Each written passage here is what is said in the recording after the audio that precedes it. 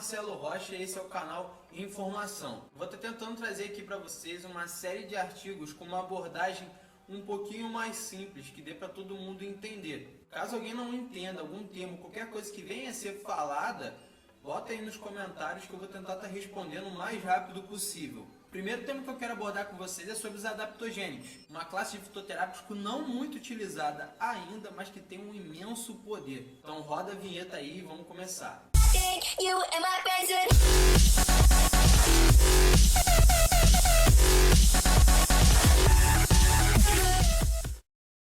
Bom, antes da gente começar a falar mesmo dos adaptogênicos, é legal a gente explicar o que seria fitoterapia. A fitoterapia é uma forma de tratamento utilizando plantas medicinais.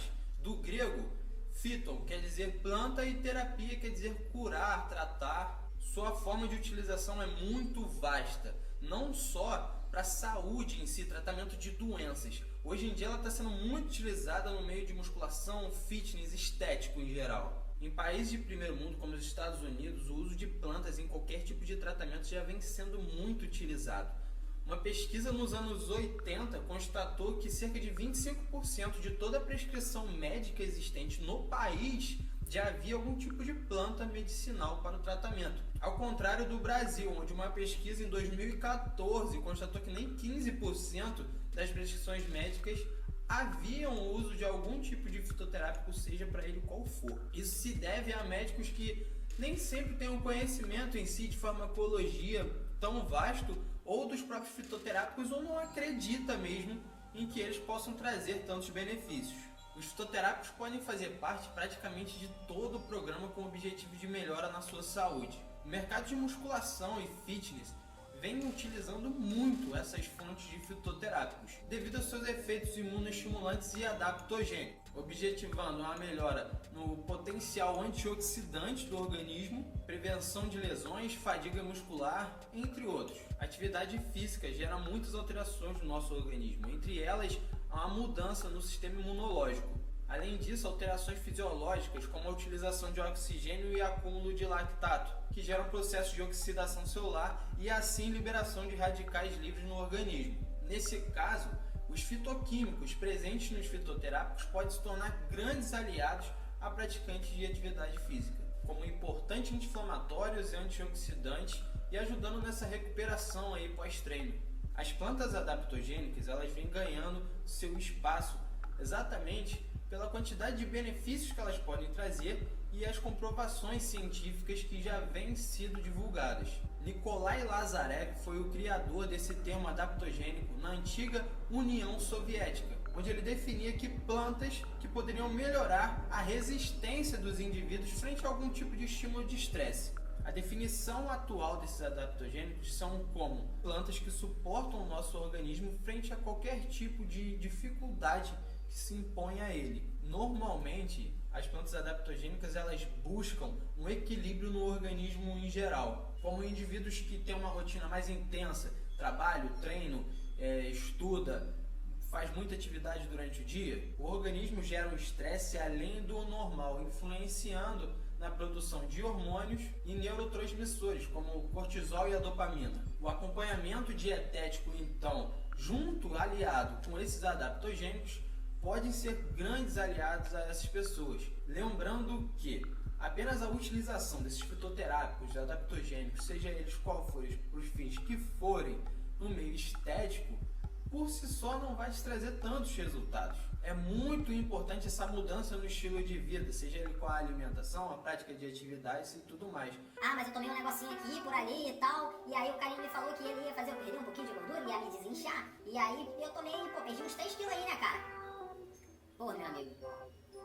Para de tomar o produtinho que o rapaz te passou e espera um tempo, continua com essa rotina que você está aí e vê se você vai conseguir manter esses resultados. É importante a gente salientar também que outros problemas relacionados ao estresse são encontrados, entre eles insuficiência renal, perda de libido, perda de massa muscular, acúmulo de gordura, variações de humor, depressão, ansiedade, queda de cabelo, retenção hídrica, alterações no sistema imune, diabetes tipo 2, hipoglicemia e por aí vai, meu amigo. Bom, agora a gente vai entender um pouquinho mais sobre essa questão hormonal. Primeiro a gente tem que entender que os hormônios são divididos em 3 tipos. Os hormônios esteroides, os hormônios derivados da tireoide e os hormônios derivados de proteínas e peptídeos. A gente vai dar uma abordagem maior sobre a testosterona e para isso a gente tem que entender um pouquinho sobre como que ela é biotransformada no nosso organismo. Eu vou tentar explicar de uma forma mais simples para vocês. Tudo se inicia com a molécula de colesterol. A puberdade da gente se inicia por volta dos 10 anos, a hora que a molecada começa a entender um pouquinho sobre o que são as coisas. Essa molécula de colesterol vai ser convertida em pregnenolona, que por sua vez vai ser convertida em dihidroepiandrosterona e na progesterona. A progesterona, depois de algumas reações, ela vai ser convertida em androstenediona, que essa vai se converter na testosterona nas células de Leydig dentro do testículo e no estrogênio dentro das células de Graafian, no ovário da mulher. A conversão de androstenediona no homem ela é praticamente que espontânea, que ela necessita apenas de um próton de H+, para se converter em testosterona.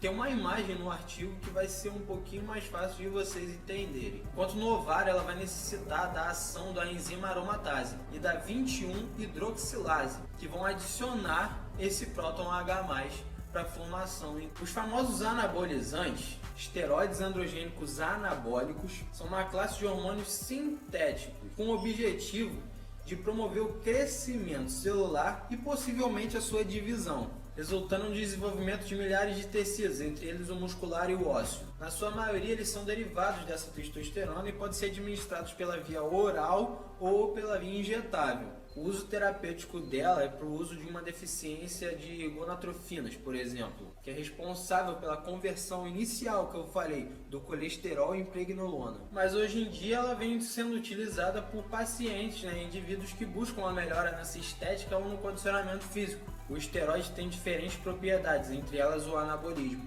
É um processo metabólico em que o organismo transforma moléculas maiores a partir de moléculas menores e propriedades androgênicas. As propriedades são as responsáveis pelo desenvolvimento e manutenção das características masculinas quando ligadas nos seus receptores. Pô, mas aí tu tá falando agora de anabolizante, mas e os adaptogênicos? Aonde que entram esses adaptogênicos aí? Tu tá dando uma volta, hein? Então, é aí que entram os adaptogênicos. Nós temos plantas adaptogênicas com características diferenciadas. Essas plantas elas são capazes de estimular o processo de biossíntese da testosterona. Toda essa cascata aí que eu falei para vocês, tentei exemplificar para vocês, ela consegue estimular esse processo. O tão falado tribulus terrestre já possui estudos em que constam que ele possui saponinas esteroidais. São fitoquímicos capazes de estimular a hipófise a produzir o LH, que por sua vez é um estimulante das células de Leydig, que eu falei lá atrás. Aquelas que têm sua ação amplificada na puberdade, molecada com 10 anos. A urtiga, ela também já tem substâncias, que são conhecidas como OA. Essa substância, ela tem a capacidade de inibir aquela enzima aromatase. Sendo assim, ela não permite a conversão de testosterona em estrogênio, aumentando os níveis de testosterona no nosso organismo. A OA ela também tem uma propriedade de inibir um pouquinho a conversão de testosterona em DHT, de hidrotestosterona, que aí aumenta também um pouquinho essa testosterona no nosso organismo. Diindolilmetane é uma substância presente na maca peruana, também muito conhecida hoje em dia, que ajuda o organismo a se livrar desse estrogênio, consequentemente aumentando também a testosterona. Já está mais que claro que o desempenho do nosso organismo vai ser amplificado quando a gente tem um aumento nos nossos hormônios. E a diferença desse aumento desses hormônios entre os anabolizantes e esses fitoterápicos, de uma forma bruta falando, é que os hormônios anabolizantes eles vão ser identificados no nosso organismo como os próprios hormônios. Eles são sintéticos. Enquanto os meios que sejam naturais, com o uso dessas plantas fitoterápicas adaptogênicas, eles impulsionam o nosso organismo a aumentar a produção desses hormônios. Lembrando sempre que é muito importante o acompanhamento médico, principalmente quando a gente está falando de hormônio. Não façam nada sem a orientação de um profissional. A gente tem que visar nossas necessidades individuais E aí vão ser isso por meio da anamnese e por meio de exames, né, gente? Bom, essa foi uma pequena introdução ao que seriam os adaptogênicos, a questões de produção hormonal e tudo mais. Tem 2 artigos meus escritos sobre essas 2 questões que eu abordei sobre os fitoterápicos e sobre essa produção hormonal, que vão estar no meu blog, oinformação.com.br. Pra galera que prefere acompanhar com algo escrito, vai estar lá postado junto com o vídeo. Você pode ver o vídeo e ler o artigo ao mesmo tempo. E lá vão ter imagens também, gráficos que podem auxiliar, né, na questão de entender um pouco o que eu estou falando. Além das referências bibliográficas e os estudos que eu utilizei como embasamento para falar isso aqui para vocês. Então, galera, espero que vocês tenham gostado. Isso aqui foi uma introdução sobre a nossa série de adaptogênicos. Curte o vídeo aqui, se inscreve no canal. Se possível, dá aquela compartilhada monstra lá no Facebook, Instagram, Twitter, o que for. Então é isso, galera. Continua acompanhando aí o canal e já já sai vídeo novo para vocês.